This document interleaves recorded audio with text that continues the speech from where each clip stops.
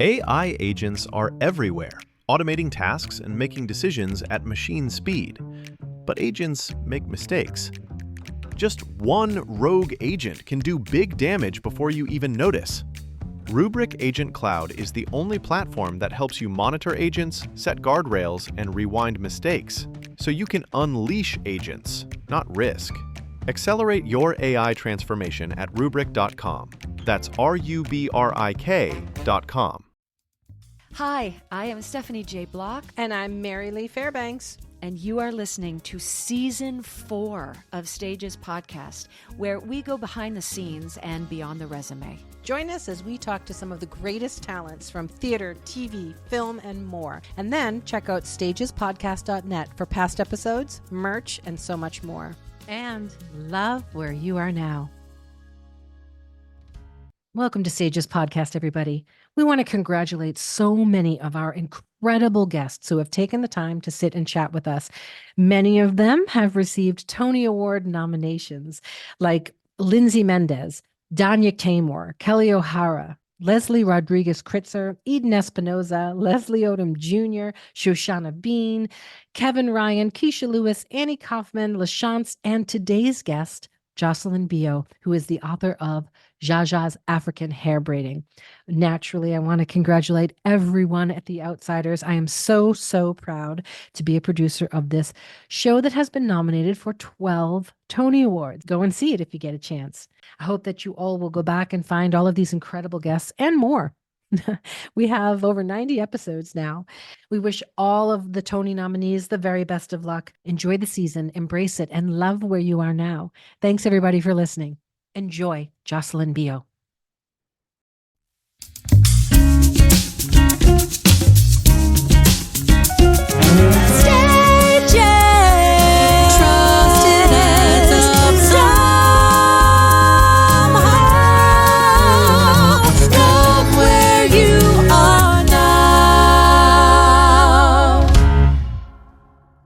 Every once in a while, you have an experience at the theater that lingers for a long time, maybe forever.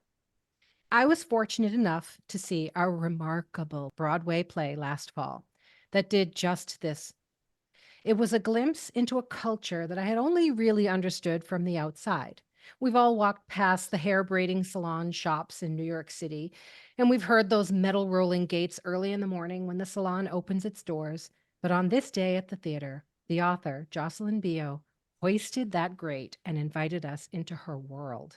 We laughed, we cried, we wanted to get up and dance with the cast. When I walked away from the show, I found myself thinking about my grandmother. She was born here of immigrant Italian parents. I was reminded how we would gather every Sunday for gravy and meatballs when I was young, how she spoke in a Sicilian dialect when she didn't want us to understand her, and how we would roll and twist homemade pasta almost like hair braids while we laughed and talked and listened to music. I was flooded with the culture of my childhood, which has now all but disappeared. This, to me, is the true nature of art. It helps us discover or rediscover parts of ourselves. And this is what JAJA'S African Hair Braiding does. It scoops you up. It wraps you in texture and color and music and language and the style of African immigrants, and it reminds you of yourself. Jocelyn Bioh's story about New York and the women who came here in search of a better life cuts through to the heart of all humanity. JAJA is her Broadway debut as a playwright. She was an actress on Broadway 10 years ago in The Curious Incident of the Dog in the Night, but she just decided she'd be a playwright. So in her dressing room, she sat down and she wrote her first play, Schoolgirls, or the African Mean Girls play, which premiered off-Broadway and won the Lortel Award for Outstanding Play in 2018. That was just her first try. So whatever, it was that easy. So she went on to write Nollywood Dreams, Happiness, and Joe, and she is working on a new musical, which I am so excited about, called Goddess. She is a writer on Hulu's Tiny Beautiful Things and on Netflix's Russian Doll. Please welcome, we are so excited she's here, the brilliant Jocelyn Bioh. Jocelyn Bioh to stage, please. Jocelyn, can you join us on stage? Oh my goodness, that was so beautiful. I love this story about your family and making meatballs. Now I want meatballs.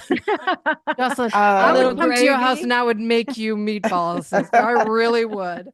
But I mean it. Your story, even though it wasn't about a culture that I've ever been able to be a part of, it Mm, reminded me of me. It reminded me of how there are such similarities through all of humanity. And yeah. this play, it's so sad to me that it was a limited run. It should run forever. It should be everywhere. It should be a movie. It should Well, be all hopefully it things. will. All of Yeah, I those know. things. Hopefully Hopefully it so. will. Yes. That's Yes. right. it's so good. It's so beautiful.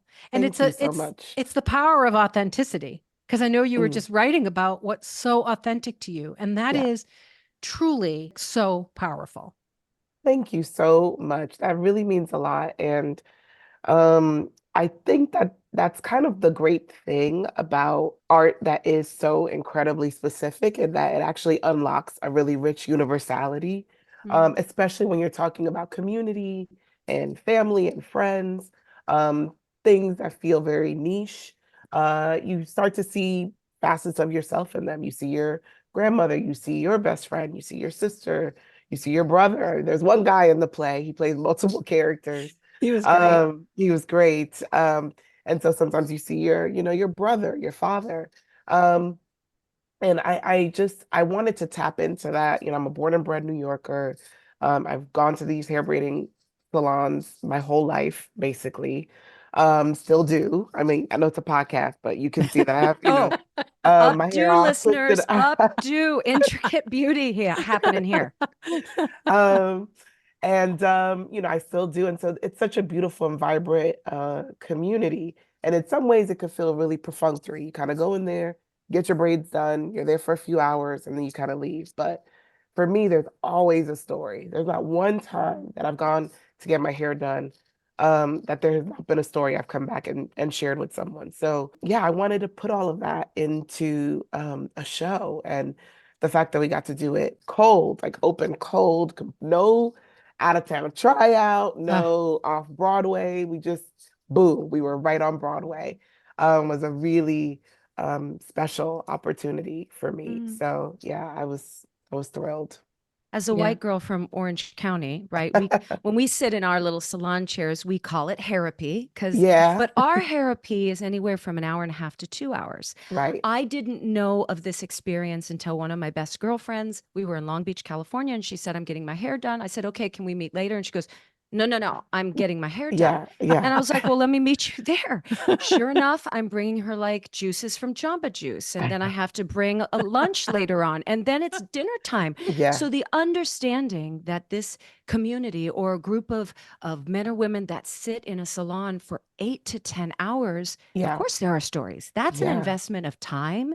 And all of a sudden you feel comfortable in this setting, Mhm. regardless, I would assume, if it's your first time walking in or this is like a second home, as you put it. You Yeah. spend 10 hours with people, all of a sudden there's a unification and an understanding and a built-in community right then and there. It's also very vulnerable, right? Oh To yeah. stand there and say, Oh, I yeah. need help, whether it's getting the roots done or whether you're saying, I want something very different and I want to walk out of this place with my shoulders back a little different and looking a Mhm. little different.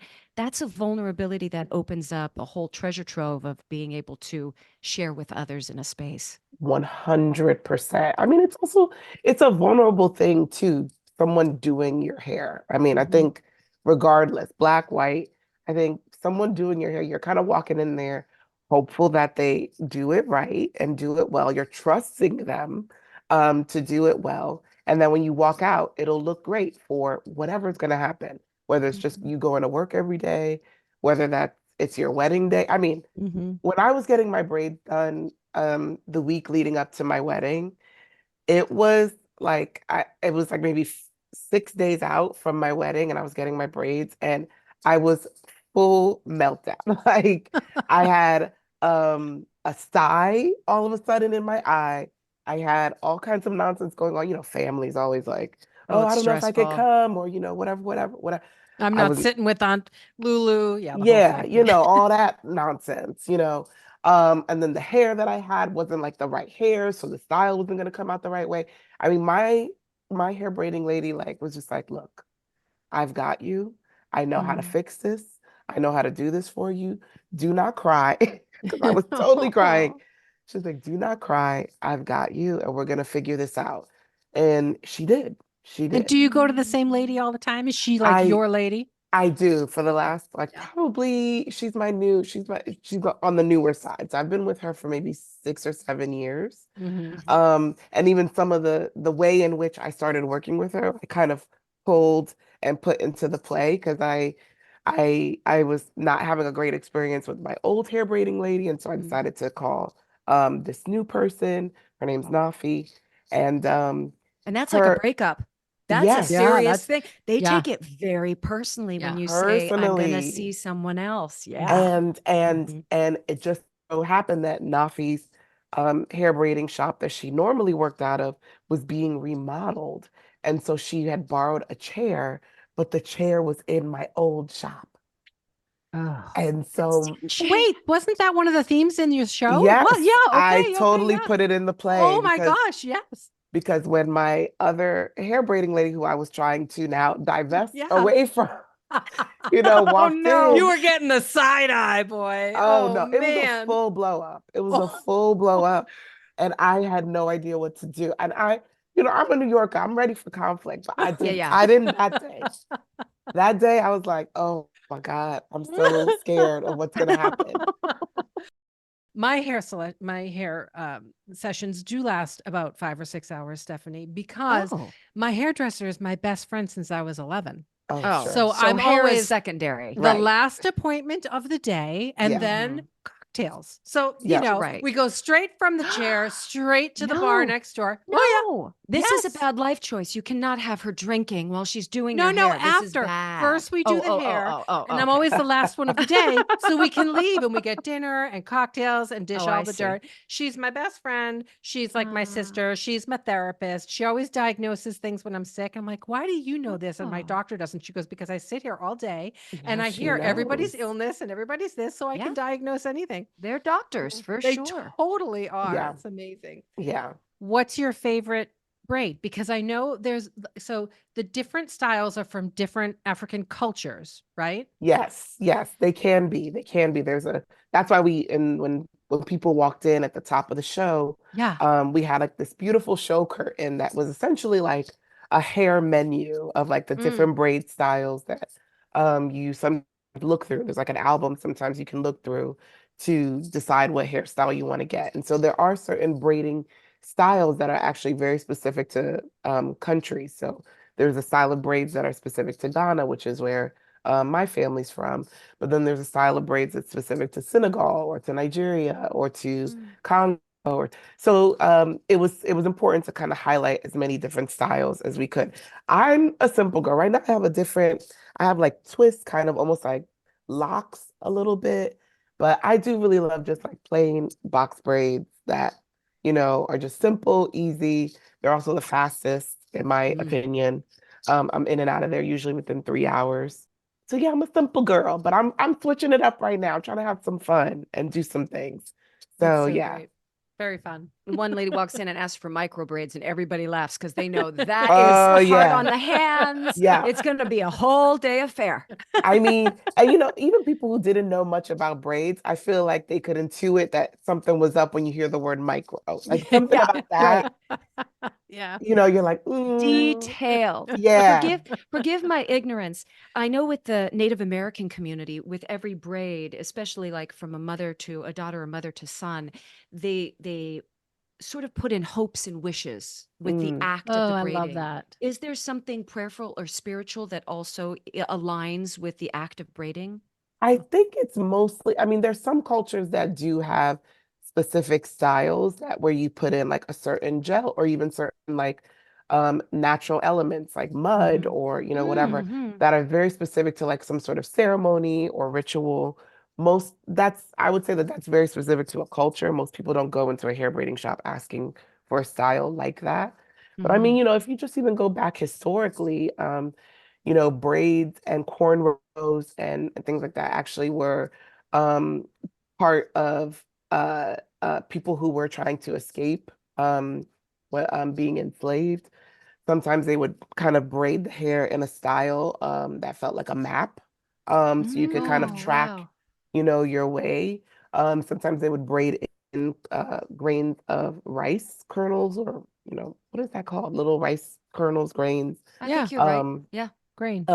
they would braid them into the cornrows so you would be able to have some food to eat Wow. on, your journey, a way to escape to a better life. And so there's even the way braids and cornrows and all of those styles have kind of recreated themselves in different culture, particularly American culture, has been really, really unique. So there's a real history to it too, that it's not just about styles and, what have you. It's about sometimes survival and a means Yeah. of, you know, expression, and freedom, which is kind of beautiful thing.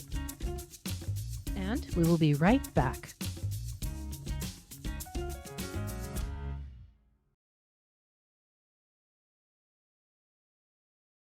I'd Sure. love to hear how boarding school helped shape you and what that experience was. I've always been so intrigued. It's always seemed like a completely otherworldly experience when I hear Yeah. the term boarding school, and the way it's presented through the media is one thing, Yeah. but I'm wondering if those realities actually, parallel one another. It's so interesting. Like my experience of boarding school before I actually went was whatever I kind of saw in the movies. I don't know. Mm-hmm. Like I was like Dead Poet Society. Like I don't Yeah, know. I didn't, totally. Oh, I was like, Captain, I my don't, captain. yeah, right. Yes. It was like I had very, I've had a very specific idea of what boarding school was. But in many, especially West African cultures, because they were colonized by the British, boarding schools actually became a way of life. So even both of my parents actually went to boarding school when they were young. And so it wasn't like a thing of privilege or that Ah, you were like bad and you had to be shipped away. It was kind of like just kind of a way of life in a interesting way. So it wasn't that dramatic to my parents when it came into play. But for me, my parents divorced when I was young, and we very quickly became a kind of single parent household, and which was very tough on my mom, and because she worked many jobs, sometimes overnight, and so I was spending a lot of time alone as a 10-year-old, which So you is had no siblings. I have two older siblings. I had an older sister and older brother, but they're significantly older Mm. than me. So And they so they were were off. in college, and then my oldest sibling was in medical school at the time. So they were not living at home. And so it was obviously very dangerous. We're from New York, Yeah. you just don't want your kid to be alone as much. And so my godfather had heard about this boarding school in Hershey, Pennsylvania. It's a completely free boarding school created by Milton Hershey, who created Hershey chocolate. Hmm. Him and his wife couldn't have children. And so they donated their entire trust fund to this free boarding school for kids who had academic promise, but didn't necessarily have the financial means to go to a really good school. And so my mom heard about this school, we applied, and I went when I had just turned 12. It was kind of, it was definitely fish out of water for me. I grew up in Washington Heights, so very vibrant New York neighborhood. and then you So go to being Pennsylvania, very Hershey, Pennsylvania, central Pennsylvania, we're like kind of surrounded by like Quaker Amish. town. Yeah, yeah, Yes. yeah, Yeah. right. Yeah. And so it was, and there were like cows, and like the town smelled like chocolate because of the factory. And, Well, you know, that the, part sounds heavenly. I mean, the street lights were shaped like little Hershey kisses. It's Oh, very come on. Pleasantville. Yeah, it's very Riot. Pleasantville, except with chocolate. But I think it's such a great experience for me. First of all, most of the kids who went to the school were Black and brown kids who were from inner city of New York or Philly or like the DMV area. We had a lot of people who were obviously from Pennsylvania as well, but most of us came from very similar backgrounds. So I felt very connected to a lot of my classmates. And Mm. actually, those have been the people who've been my lifelong friends. Like most people kind of get those friends like in college or, maybe even grad school. And I would say that like those people that I met when I was 12 years old, are still the people that I talk to on a daily basis, which is kind That's of beautiful. crazy to Yeah. think about.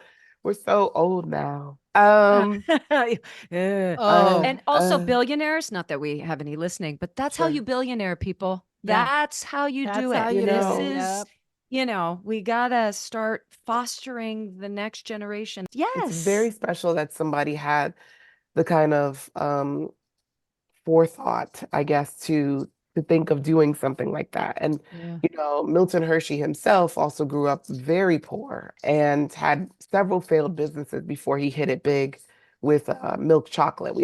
I know everything about his life, having Oh, of gone to the course you did. school. That's Did you your have to next do a play. report? Yeah, essay. Exactly. We do everything. We heard about him and Catherine Hershey's story every single day of our lives, it seemed. But it I was also pledge allegiance to the Hershey kiss. Hershey kiss. But it's as an maybe when you're 12, you're like whatever, whatever. But as an adult, you realize that somebody did something like that with their Yeah. money that now has like fostered That's their legacy. generations Yeah. and Yeah. generations of kids who were able to have free medical care, free dental Mhm. care, go to school for free at a huge, beautiful, incredible school that had all this, facility and promise. And it's actually where I really, really honed my skills as an actor and a dancer. Anything you can think of. The stage, we would perform our big, like kind of parent weekend show numbers, what I would liken to kind of like a variety show similar to the Tonys, I would Yeah. Oh, say. wow. I Yeah. mean, having now worked on several Broadway stages, I can tell you that that stage in the middle of Hershey, Pennsylvania is better than probably any Broadway stage I've ever worked on. Like, a built-in scrim. Just if you need Wow. it, it's there, Wow. like that kind of stuff is like that kind of having that kind of access is pretty incredible. And they continue to set you up because they also, as long as you maintained, I don't know what the GPA is now. When I was there, it was a different GPA. But as long as you maintained a certain GPA, they also pay for your college tuition. Oh my Oh my gosh. goodness. And it's And still in What an existence, amazing Jocelyn? place. yes, All yes, right, we will yes. absolutely Yeah. post the link on your episode so people can either donate or investigate for family That's members, loved amazing. ones. That is Yeah, amazing. Yeah. absolutely. The school has expanded now. It's like much, much larger. They take in a lot more students than when I was there. I think the whole school was like 1,700, and I believe now the whole school is over 3,000. And it is from pre-kindergarten through 12th grade. So you could be there for your whole life. We Wow. had a lot of prison terms. People who were there for when they were For younger, life. they were called lifers. Yeah.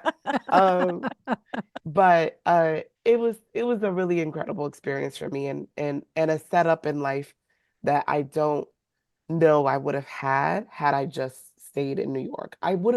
I had great role models and people here in the city, but I just think it made it that much easier going there. Yeah. You're quoted as saying that your mom still wants you to be a doctor. Do Oh you think yes. she recognized in the early days, though, that you had something special?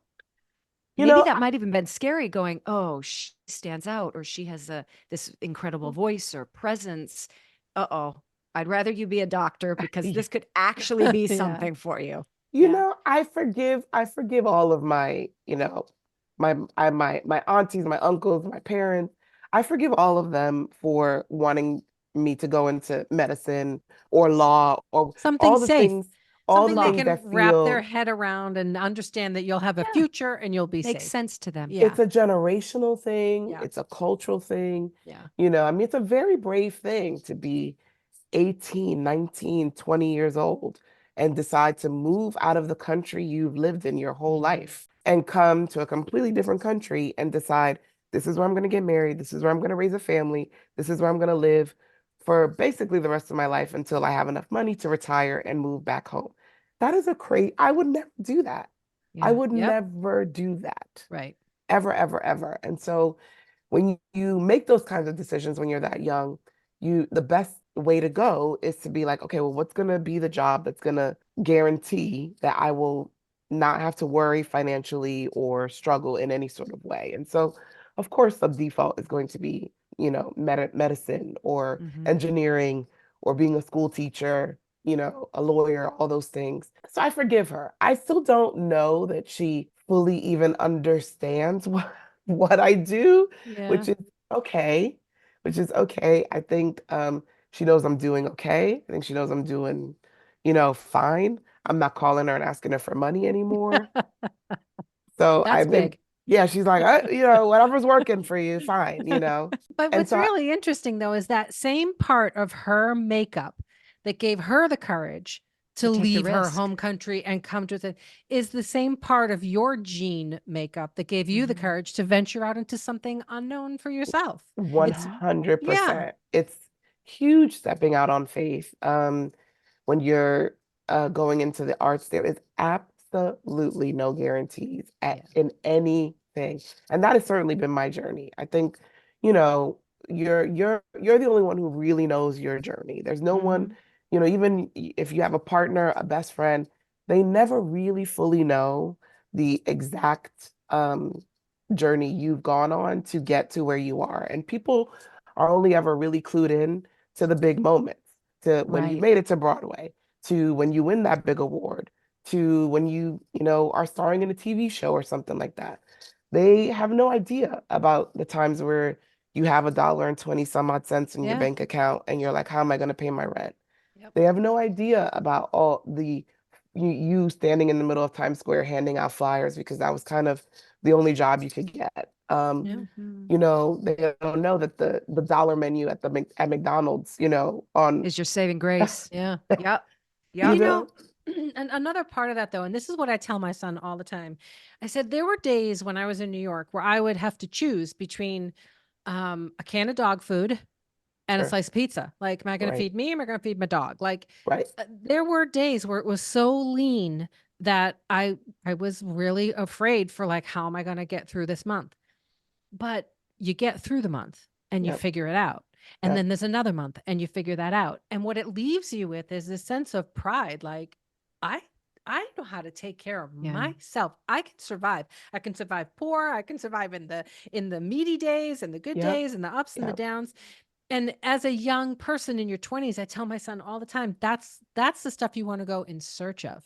Don't yeah, look for the easy road. Look for that really hard road where you have to figure out, am I going to feed me or am I going to feed my dog? Because that's how you build character and confidence. And no one can ever take that away. No, Once no, no. absolutely, you've Now we're done that sitting on your here own. in a place of privilege, right? Because I'm Mhm. yeah, listening to you and I'm thinking about half of the United States of America, or half of the globe, more than half of the Right. globe, that is in that same Of course. predicament on the daily. yeah, We have a much better chance here Of than in course. other countries of getting out Yes. of that situation. That's And when you're absolutely in true. it, Yeah. man, it's not an easy place to be. Then No. you at pass it, all. and then hindsight 2020, and you think, Right.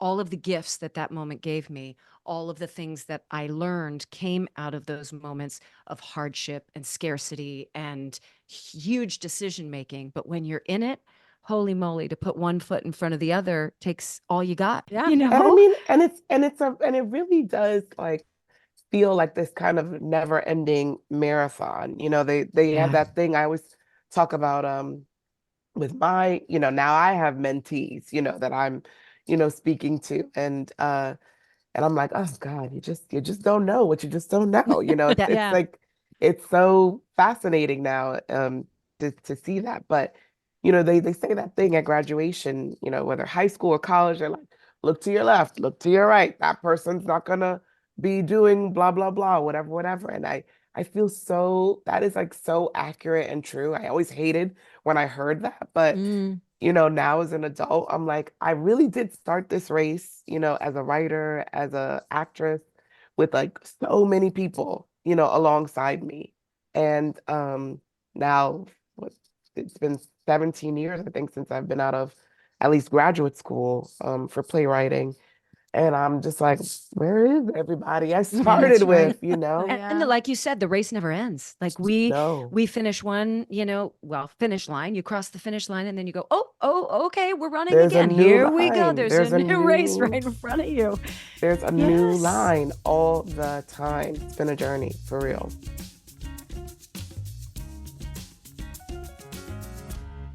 Do you have multiple projects percolating kind of all the time? Always a lot of projects. Okay. I don't know that has only happened with a little success. You know, when I did my first play, Schoolgirls, or the African Mean Girls play, um, I was like, great, I'm open this play, and then, we'll see what happens. And very quickly, I was hired to be a writer on Russian Doll, and then suddenly I was hired to be a writer on Spike Lee's show, She's Gotta Have It. And then suddenly people wanted my next play, and then suddenly I was getting a commission, and then all of a sudden it just became like, whoa, whoa, whoa, so it very quickly kind of like pulled me away from acting because so many people were so excited about my voice as a writer, which was Mhm. really thrilling because I spent so many years with kind of no one caring for a long time. So I was pretty thrilled about that. So now I feel like my I'm balancing always a few things. I have a theater project, always a couple film projects, always a couple TV projects that I'm working on at any given time. I've learned how to compartmentalize and Mhm. figure out how to concentrate on what. And yeah, and now I'm a new mom as well. So we're throwing that Oh, to the mix. Thank congratulations. you. A little Thank girl you. or a little boy? Little boy, and I had him 6 weeks before we started rehearsals for JAJA'S, Oh my Oh my gosh. gosh. which was wild, which was wild. So he was literally born into the theater. He was, oh boy. Oh Yes, boy. he was. But yeah, that was a lesson for me too. I was like, okay, well, how do I just decide none of this matters? I need to be just focused Mm. on it's just mommy for the next few days. Yeah. Mhm.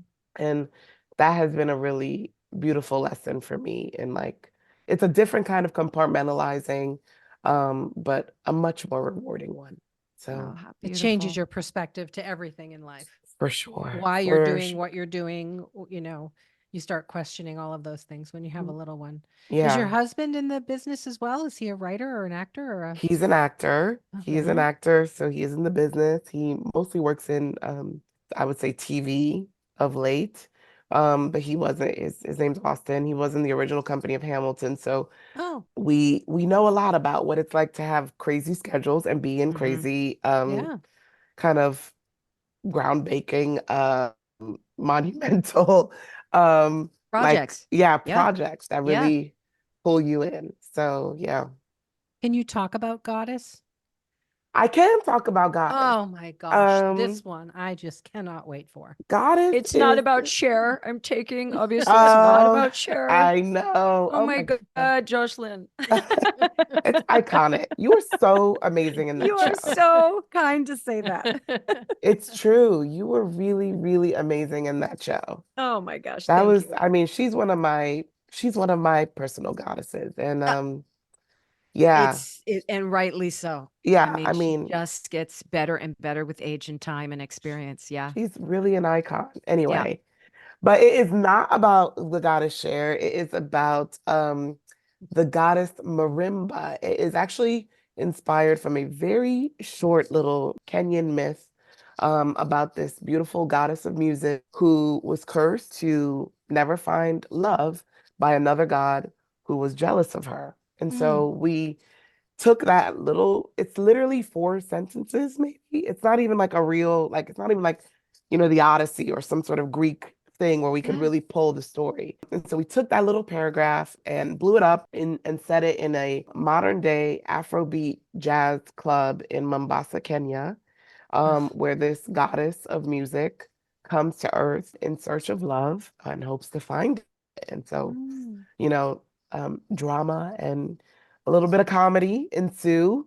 And a And lot of we music. and a Yeah. lot of I beautiful immediately music. started to hear Fela. Yes, Is that sort of rhythm a part of the storytelling? yes, there's Yeah. all sort. I mean, it's pulled from everywhere. Our composer, Michael Thurber, is like just the most like, sweet and unassuming guy from Gary, Indiana, white dude from Gary, Indiana. You would never believe he has all of that music and soul in him, but his score is so beautiful and so incredible. And it's directed and conceived by Saheem Ali, who most recently directed Fat Ham on Broadway Yeah. last season. Yeah. And he is from Kenya, and he's the one who kind of like conceived this idea and put us together as a team. And so we've been working on it for a long time. As every musical will tell you, we've been working on it for quite some time. Yeah. And we're really hopeful to try to get to Broadway next season. But we had our out of town in Berkeley in 2022, and it went really, really well. Great. And so, yeah, fingers In crossed. those 4 lines, was there a particular word or a particular image that really inspired you? Because of how much I love music, I just was like, wow, a goddess of music in search of love. Like, what does that look like? What does that feel like? Because music And feels like love. So to be able Well, that's true. to make music but not have love, like how does that right. even That's how can true. that even be? You know? And it really was, I've never seen someone, you think of these like beautiful, powerful women characters in musicals. You think of Aida, you think of Elphaba, Glinda, you think of these like kind of icons, on musical stages that have these like epic kind of love stories. Timoon. And Timoon, Oh, I yeah. mean, I know I'm working on that too. I'm working on that as well. I'm doing I'm working on the film adaptation of Once on This Island, Oh, actually. that is one of my favorite musicals of Um, all time. Of all yeah, time. but you think of these like epic journeys of women in search, of love, and very rarely do you get an opportunity to write something like wholly original. Um, and as someone like me who's really passionate about diversifying the stories that Black people get to perform, um, the opportunity to be able to like center a god of music, an African goddess of music on stage was like a beautiful challenge for me. And I mean, it's made very easy when you have someone like Amber Iman who winds up being cast as your goddess of music. I think there's no one who has a voice like hers. And stunning. Stunning, These beautiful. images of her coming out of Olympika, are you I kidding know, me? I know, I know. She's really one of those that it's like she's just gotta get her moment, in the sun. And I'm thrilled for her in Olympika. I cannot wait to see it. Yeah, me too. But Goddess will always hold a very special place in my heart. So we're very hopeful to try to share it. But there's so much that goes into getting a musical to Broadway. I wish people kind of Understood. knew Yeah. the Oh, yeah. ins and outs of that.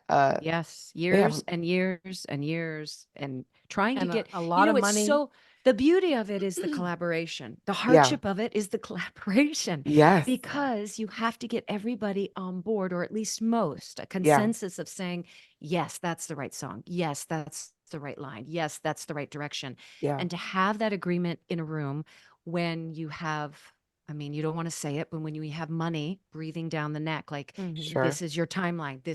So it's a bit of a pressure cooker. And sometimes our creative spirits disappear and our egos show up, and that never makes for a fun playground. And it can get real complicated. It's very hard to take your ego out of the equation and say what is best for the telling of this piece. story That's rather right. than me. And That's that's right. hard to do when you've poured your soul and your talent and your energy into something for years and years and years. That's hard. It's So- hard. It's But hard. that's part of And being an artist. That's part of it, is that Yeah, detachment right. so that you can see clearly, because the piece is the object, not your talent or you or your energy. 100%. There's Yeah. always going to, in any, I think in any industry, but certainly as an artist, there's always going to be some level of raging against the machine, Yeah. and I think particularly with Goddess, I think while we've been fighting so hard, and working so incredibly hard, to make it right and to make it bulletproof, is that we're really in a unique era with musicals at present. There's a lot of, movie to musical pipeline, existing IP that people already know.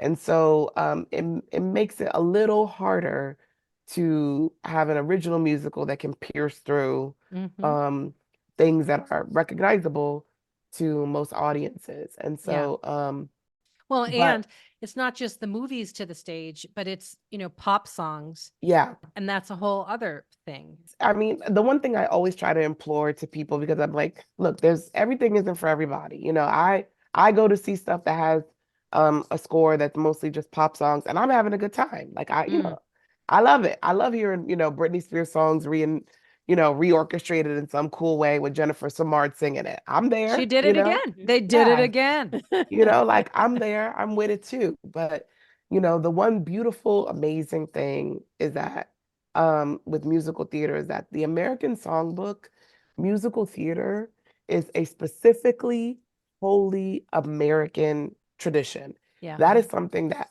Americans created. And so if we don't actually continue to add in and pour into the originality of the songbook, it will all dissolve into something we can't recognize. And so it's always, we can always hold space for anything, but we have to always make sure that we keep a portal open for what made musical theater special and original to American tradition in the first place. And that's originality. Yep. So I'm hopeful. Maybe they'll hear this podcast and be like, she's right. She is right. Give them a house tomorrow. Anything you hold on to for the past for too long, it becomes obsolete. Yeah. And then, then it dies. I know that's really scary, but if you don't keep growing, stretching, evolving, and inviting audiences to come witness something different, something that they perhaps would not buy a ticket for, that portal that you speak of opens up in our chest. And we go, oh my gosh, much like your play, I liken it to JAJA'S to Fiddler on the Roof. You think, oh, this is so specific to the Jewish culture. No, it's not. It's your story. It's their story. Why does it do so well in Japan? Because it is about community and family. And we can look up there and go, oh, that is my aunt. Oh, that is the lady down the street. But the other thing I loved about JAJA, since we're back on JAJA's, is you started where you began and no questions were answered. Just like life, we keep going in a circle until we figure it out. And I found that so satisfying. Thank you. Okay, because there were some people where it felt like my ending was controversial. I did not. No, I loved it because it was like life. You know what? If you keep going in a circle until you figure out a better way to do things. And that's the point. To me, that was the point of sitting there. And I was like, you ended it exactly as you started it. And I was like, and those endings to me also say, I trust my material enough that I trust you guys to walk out of here with whatever you want to take from it. Yeah. Oh, yeah. You know what I mean? I don't have to prove, I don't have to put a big red bow on it. Here you go. I've presented my work. I'm so proud of it. Now go out into the world and take what you need from what I just wrote. I think that's part of sometimes the issue too with work, especially work with people of color, is that sometimes we feel burdened to educate an audience. And I don't feel like I need to do that.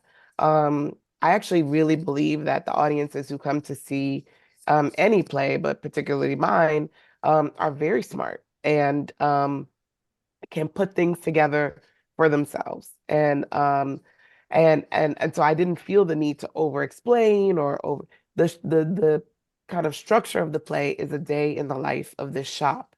And it didn't make sense to kind of go to another place or another location. And wrap also it up in a little bow. Yeah, like that's not what real life is, and at the same time, I think because I assume the audiences who come are also really intelligent people, they know what the implications are of everything that happens to these characters at the end. We don't actually need to like go and do a part 2 or spell it out. They watch the news, they read the paper, they know these stories. We hear about immigration policies all day long. Yeah.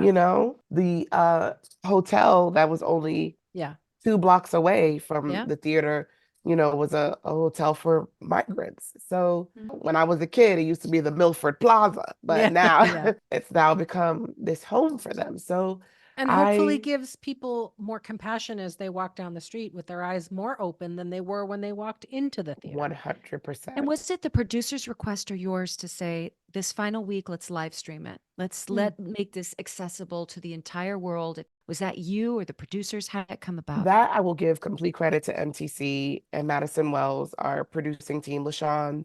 They had started to develop this relationship with the League of Live Stream Theater, and thought, yeah, if we can do it, let's do it. And once they said that the technology worked where it could actually be streamed anywhere in the world, I was like, well, we have to find a way to be able to do that. And we weren't really sure how many shows it would be.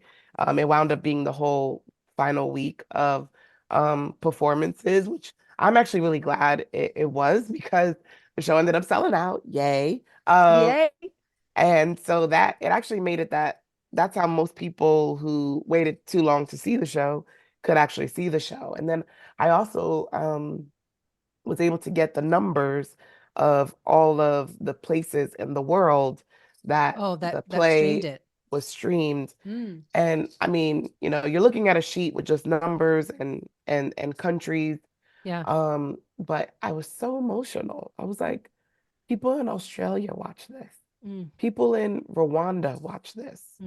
My mother, who lives in Ghana, that's how she watched the play. I mean, people in California had viewing parties with their friends. Like, that is like a kind of community and understanding of how theater can touch the world that I will always be really, really moved by. As the playwright, were you proud of how it was translated on screen? Did you feel like it was a truthful storytelling? I was. Good. I mean, just even from like a technical perspective, because unless it's like a pro shot, sometimes it just kind of, you feel like the magic is lost. And I'm really grateful to them that they had the kind of technology in which the sound quality and the lighting and all of those like very special touches of the play could be captured. And we gave notes and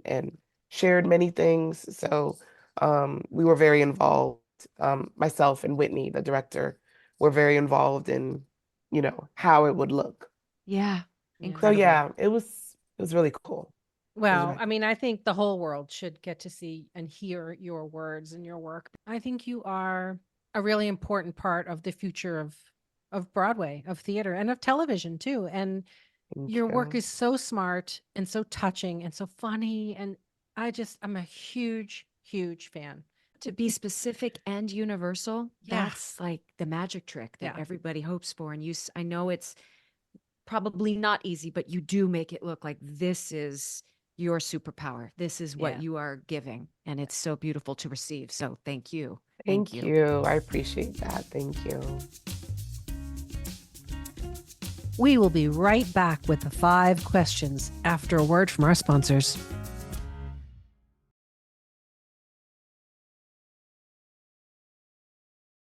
If you had a superpower, worldly or otherworldly, what would that superpower be? It would probably be to be invisible. Mm-hmm.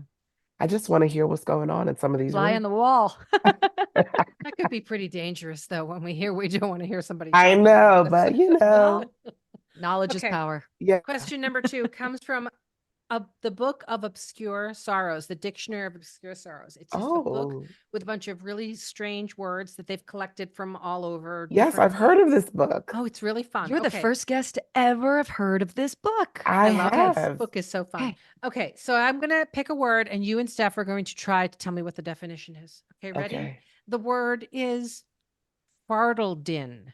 I'm sorry, what's the first consonant? F. Fardledin. Fardledin. It's a noun. It's pasta. Oh, Kind of like farfarley.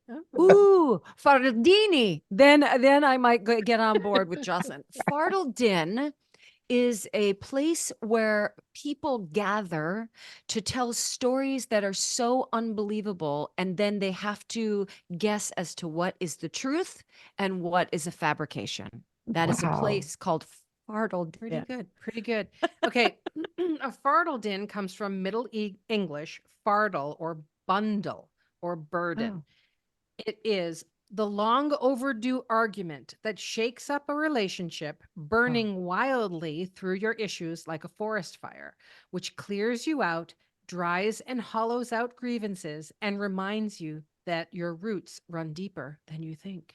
Interesting. Wow. Fartled Wow. in. I'm gonna tell my mom we need to have a fartled in.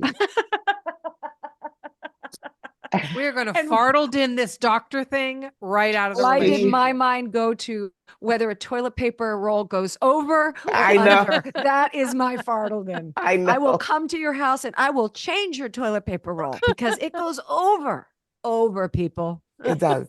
Okay. If we were to walk into your closet, do you have a garment or piece of jewelry, something that you will never get rid of because of memories that it holds? Oh gosh. That's a great question. Um, it's not in this closet. It's in my Okay. storage closet, but it is my wedding dress. Oh, yeah. Forever and ever. It is my wedding dress. I thought it was the most beautiful, amazing dress I've ever worn in my life. It's like I found it the first day I went shopping. I was done. Divine. And yeah. You felt like a goddess. I did. I did. Mhm. I see what you did there. I did. I did. Okay. What is the best piece of advice that you never got but had to learn the hard way? Boy. Well, I feel like it's two things are coming to mind, which is one, when you get your first big job, save your money. No one told me that. So I was blowing it all over the place. Yeah, the next big job didn't come for a very long time. And that persistence is the biggest name in the game, I guess. I was so confident in who I was as an artist that I just was like, I'm gonna be working, like in seconds. When I get out of school, everything's gonna come to me. And when it didn't, I was confused, but I remained persistent. And I can see how my other colleagues who did not remain persistent, how that ended up factoring Yeah. into what their career journey has been. Mhm. But the biggest thing is just, I don't think I'm any more talented than any other person. I have just You been keep showing up and incredibly doing the work. persistent. Yeah. Yeah. No one told Right. me that. This is Yeah. the silliest of the questions, but everybody gets asked. If you were a nail polish color, what would that color be? And what's the cheeky little name to that nail polish? Oh, it would be Morning Tangerine. Ooh. I never get orange or any of those like kind of bright colors in terms of my nails, but I love wearing those colors. I love a yellow, I love a blue, I love any of those what are Summery. yeah, those summery kind of jewel tone. tones. Yeah, yeah. Mm. But I love orange and like yellow kind of, so I would say Morning Tangerine. I love it. Gorgeous. Thank you I so have much. mad respect for you. Thank you Ah. so much for taking the Oh time. my God, thank you. And Thank you, and thank they you. and all of your listeners are getting my voice that's kind of gone. So it's like Just slightly very textured. I it's like like it. very Marlena Dietrich, like Exactly. Exactly. Sexy, raspy. Yeah. That's the yeah. voice of a new mom is what Yes, that is. it is. Uh-huh. Fully is. Yeah. So So even more so, we're grateful for your time now oh knowing no. that. So thank All you. good. Thank you. Okay. Coming up next, what struck a chord with us? Okay. Isn't she awesome? Oh, my stars. She's so I could feel her through the Zoom screen. I could feel her.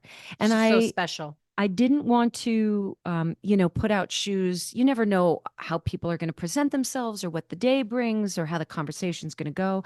But in doing, preparation, I was like, oh, she's really something wonderful. And Yeah. she is vibrant. And I feel like I know her spirit and I Mhm. want to share space with her. Yeah, me too. And, and that's what her play is about. It's Yeah. about these vibrant characters and sharing space with them. And boy, is she reflected in that play. She's just beyond. She's so talented. She's magic. I'm I'm so happy that she is a goddess. And I'm so happy that she's like getting her due and Oh my gosh. It sounds like she's juggling 6, 7 She's projects at one amazing. time. amazing. Amazing. Ay, ay, ay. And how did LaShawns come to find this particular play? Was it introduced to her or I had think she it was- heard about it? I think it was brought to her and they asked her Okay. to be a part of the producing team. And she, there was no way she was saying no because I think she already knew of Jocelyn's work Right. and she was thrilled to be a part of it. I only wish I saw it 3 more times. It was so wonderful. Oh my gosh. Okay. Well, I adore you. I'm grateful for this, moment. So thanks for connecting us all 3 together to be here today. Thank you. Thank you. All right. Stages podcast is produced by Mary Lee Fairbanks and Stephanie J. Block. You can find us wherever you listen to your podcasts. Join us on social media pages or sign up for the mailing list at stagespodcast.net. That is also where you will find Stages swag. If you enjoyed this podcast, please share and rate and review the show. It really helps us grow. Big thank you to Noah Kaiserman and Garrett Healy for the original music and Allison Arns, who has been with us since day one. See you soon.